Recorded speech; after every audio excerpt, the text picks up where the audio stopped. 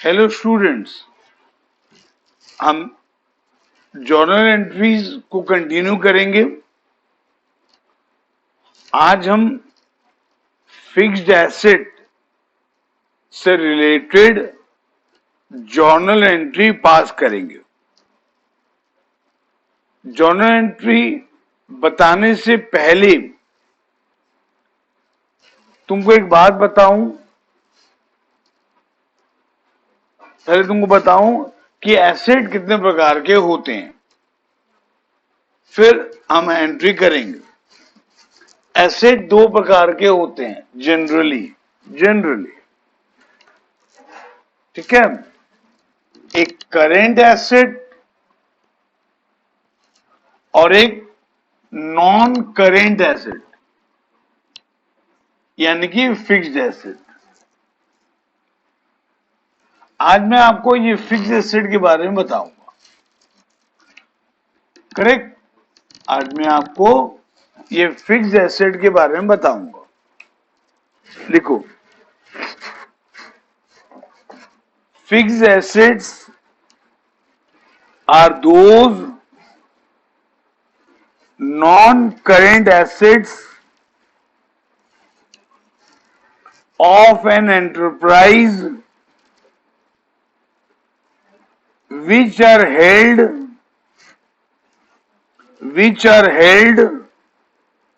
not to resale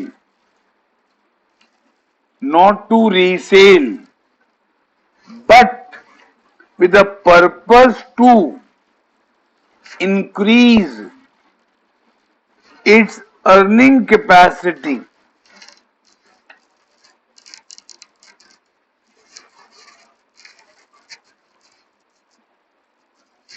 fixed asset उन asset को बोलते हैं जो एक बिजनेसमैन, जो एक एंटरप्राइज, जो एक ऑर्गेनाइजेशन, जो एक कंपनी होल्ड करके रखा है। उसका मोटिव ये नहीं कि इसको बेचूंगा, उसका मोटिव ये है कि मैं इसको यूज करूंगा और अपना अर्निंग कैपेसिटी बढ़ाऊंगा। फॉर एग्जाम्पल, मान लो एक ट्रांसपोर्टर है, मान लो वो गुड्स ट्रांसफर करता है एक जगह से दूसरे जगह ट्रक में, और वो किराया लेता है, भाड़ा इसको बोलते हैं, वही उसका मेन रेवेन्यू है। तो ट्रांसपोर्टर ट्रक क्यों रखा है? बेचने के लिए नहीं, वो ट्रक रखा है कि उसको यूज करके वो पैसा कमाएगा, मतलब अपना अर्निंग कैपेसिटी को बढ़ाएगा, करेक्ट। मान लो आपकी एक फैक्ट्री है, मान लो आपकी एक राइस मिल है या फ्लोर मिल है। आप एक मशीन खरीदे, राइस बनाने वाली एक मशीन खरीदे, है ना। किसान तो धान ग्रो करता है, फिर उसको मिल में राइस में कन्वर्ट करते हैं, राइस मिल में। तो उसको कन्वर्ट करने के लिए कुछ मशीनें लगती हैं। मान लो एक राइस मिलर मशीन खरीदा, तो वो मशीन क्यों खरीदा?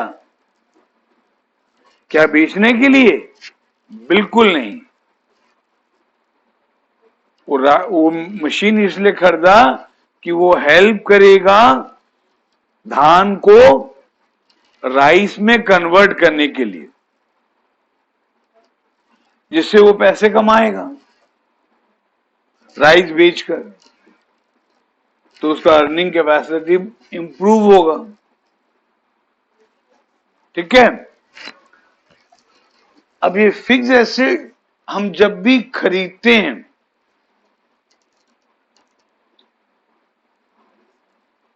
और उसको अपनी फैक्ट्री में इंस्टॉल करने तक जितना भी खर्चा होता है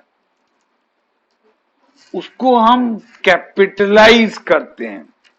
कैपिटलाइज करते हैं मतलब उस खर्चे को फिक्स एसेट के कॉस्ट में ऐड करते हैं, उसको इस साल का एक रेवेन्यू एक्सपेंडिचर मान के प्रॉफिट एंड लॉस अकाउंट में ट्रांसफर नहीं करते हैं, उसको हम लोग क्या करते हैं, कैपिटलाइज करते हैं।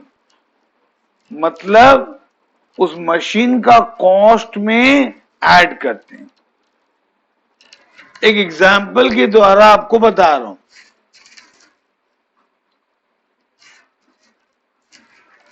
मान लो आपकी एक फैक्ट्री है संबलपुर में, आपकी एक राइस मिल है संबलपुर में, आपको एक राइस मिल के लिए मशीन चाहिए। मान लो मशीन मिलती है रायपुर में। अब रायपुर गए मशीन खरीदने के लिए, जहां मशीन मिलती थी वो दुकान वाला बोला कि मशीन 5 लाख की है, आप उसको 5 लाख रुपए दे दिए। तो मशीन का कॉस्ट कितना है, 5 लाख। ठीक है, फिर उस मशीन को संबलपुर लेके आओगे, क्योंकि तुम्हारी तो राइस मिल संबलपुर में है, तो किसी ट्रक में लेके आए। वो ट्रक वाला बोला मैं किराया लूंगा 25,000 रुपया। तो 25,000 भी मशीन के कॉस्ट में ऐड करोगे।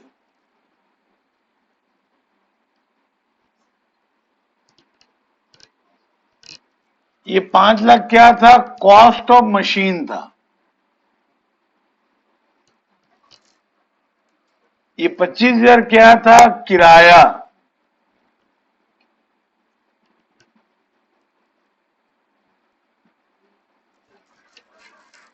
ठीक है, अब किराया दिए ट्रक वाले को, वो मशीन आपके फैक्ट्री तक ला दिया।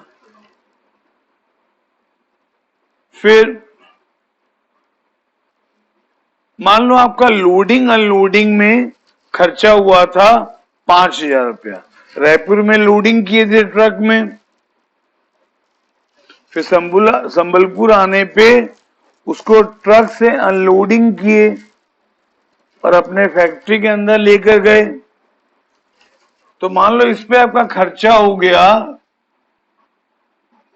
लोडिंग और अनलोडिंग पे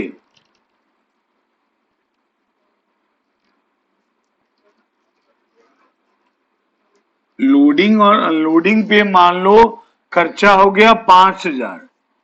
ये 5,000 भी मशीन का कॉस्ट में ऐड होगा।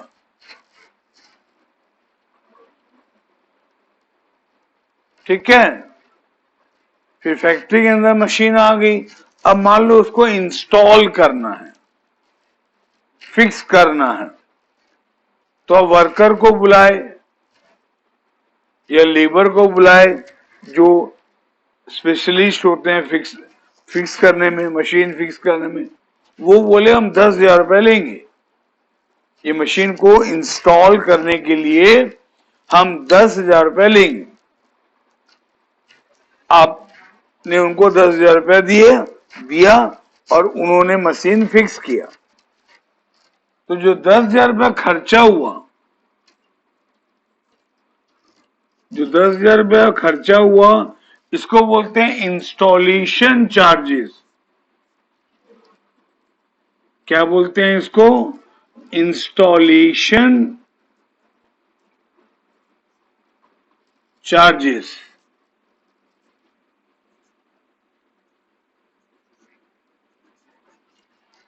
ये भी मशीन का कॉस्ट में ऐड होगा।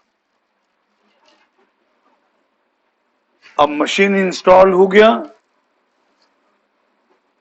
तो अब उसके बाद का जो खर्चा होगा वो मशीन में ऐड नहीं होगा, मशीन के कॉस्ट में ऐड नहीं होगा। इंस्टॉलेशन तक का खर्चा मशीन के कॉस्ट में ऐड होगा। तो अब मशीन का कॉस्ट कितना हो गया? 5,40,000। इन सबको ऐड करके चेक करो तो 5,40,000 आ रहा है क्या? हाँ, 5,40,000 आ रहा है। तो मशीन का कॉस्ट 5,40,000 है। ठीक है, अब इसका एंट्री क्या क्या होगा देखो, ये कॉस्ट का, फ्रेट का, लोडिंग का, लोडिंग अनलोडिंग का और इंस्टॉलेशन चार्जेस का। ये एंट्री लिखने से पहले एक सेंटेंस लिखो, all expenses up to the installation of machine or any other fixed asset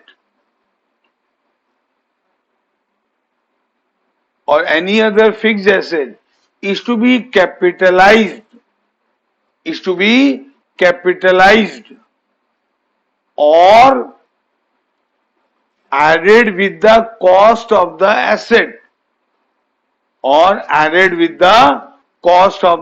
asset capitalise मतलब वो एसेट के कॉस्ट में ऐड होगा। ठीक है, अब इसका एंट्री क्या होगा देखो, जब हम मशीन परचेज करेंगे 5 लाख रुपए में, तो उसका एंट्री होगा मशीन, उसका एंट्री होगा machine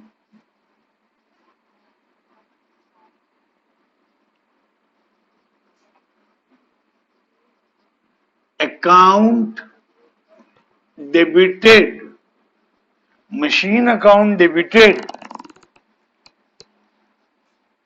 to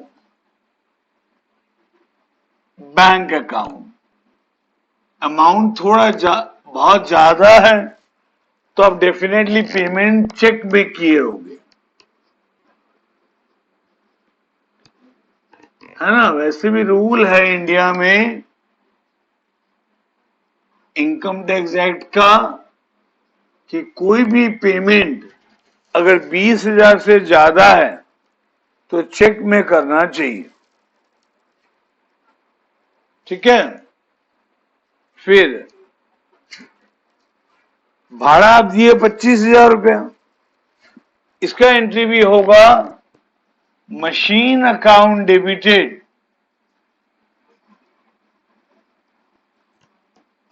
machine account debited to bank account,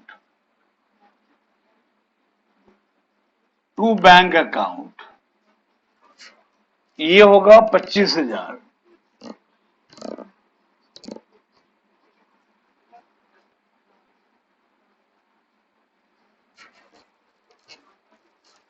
फिर लोडिंग अनलोडिंग लगा 5,000, इसका एंट्री भी होगा मशीन अकाउंट डेबिटेड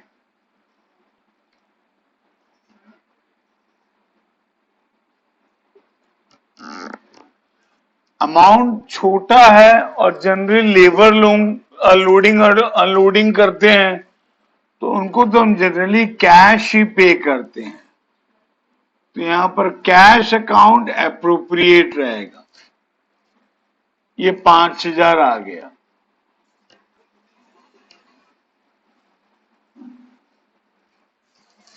फिर 10,000 रुपये हम इंस्टॉलेशन चार्ज दिए, इसका एंट्री भी होगा मशीन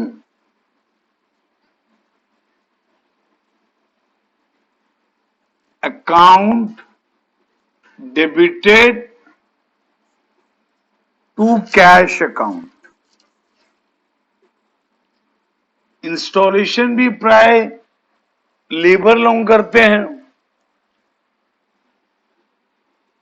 उनको भी हम जनरली पेमेंट कैश में ही करेंगे। ठीक है, तो सारा खर्चा के लिए मशीन अकाउंट डेबिट हुआ, क्योंकि ये सारा खर्चा इंस्टॉलेशन तक का है। तो फिक्स एसेट को इंस्टॉल करने तक जितना भी खर्चा होगा वो उस फिक्स एसेट के कॉस्ट में ऐड होगा, वो कैपिटलाइज होगा, उससे फिक्स एसेट का वैल्यू बढ़ेगा। ठीक है, यहां जो आप फ्रेट भाड़ा दिए 25,000, यहां पर फ्रेट अकाउंट डेबिट नहीं करेंगे, हाँ, मशीन अकाउंट डेबिट होगा। समझ में आया बच्चे लोगों? अब इसी से रिलेटेड मैं कुछ एंट्री, कुछ क्वेश्चन आपको दे रहा हूं, वो आप करोगे, कुछ डाउट होगा तो मेरे को बोलोगे। चलो क्वेश्चन लिखो बच्चे लोग। हाँ लिखो, purchase building and issued cheque 15 lakh, paid stamp duty by cheque 90,000। हम कोई जब लैंड या बिल्डिंग परचेज करते हैं ना, तो हमको रजिस्ट्रेशन करवाना होता है तहसीलदार के पास। कोई गवर्नमेंट ऑफ स्टेट का एक ऑफिस होता है, वहां पर हमको स्टैम्प परचेज करने होते हैं। तो ये खर्चा तो खरीदते वक्त ही होगा, मतलब बिल्डिंग यूज करने से पहले, बिल्डिंग का यूज स्टार्ट करने से पहले, तो ये खर्चा भी कैपिटलाइज होगा। उसके बाद purchased machinery from Ramson, REMSON, Ramson comma Chandigarh on credit 2 lakh. Next, bought furniture from Hind Traders, Delhi for cash 10,000। Next,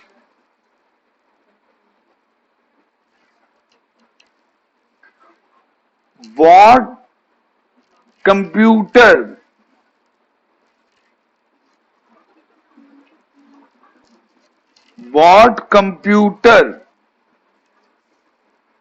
from HP Limited, Noida, an amount paid by internal transfer, an amount paid by internal transfer 50,000। Internal transfer मतलब एक तरह से मान सकते हो कि bank के द्वारा हमारे अकाउंट से उसके अकाउंट में पैसा गया, तो पेमेंट बैंक के द्वारा ही हुआ बोल के मानते हैं इसको। फिर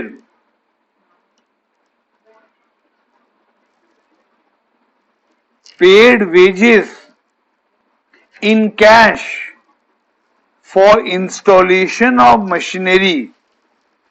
हम जो मशीन खरीदे थे ना मई 10 को, उसको मई 21 को इंस्टॉल किए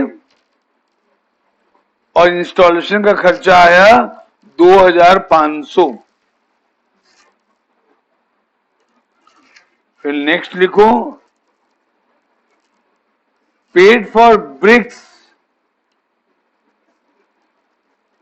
cement, etc. to construct foundation, to install machine, है ना, मशीन को इंस्टॉल करना था, इसलिए हमने ब्रिक खरीदा, ब्रिक मतलब ईटा, और सीमेंट खरीदा, उस सब में खर्चा आया 30,000 रुपया। ठीक है, यहाँ क्वेश्चन आज इतना ही लिखाऊंगा तुमको, अब आंसर लिखो, कहीं पीछे में लिख के रखना, बाद में चेक करना। पहला जो ट्रांजैक्शन था, purchase building and issued cheque, उसका एंट्री होगा building account debited to bank account.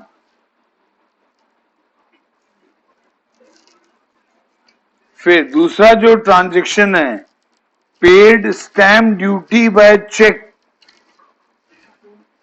Paid stamp duty by check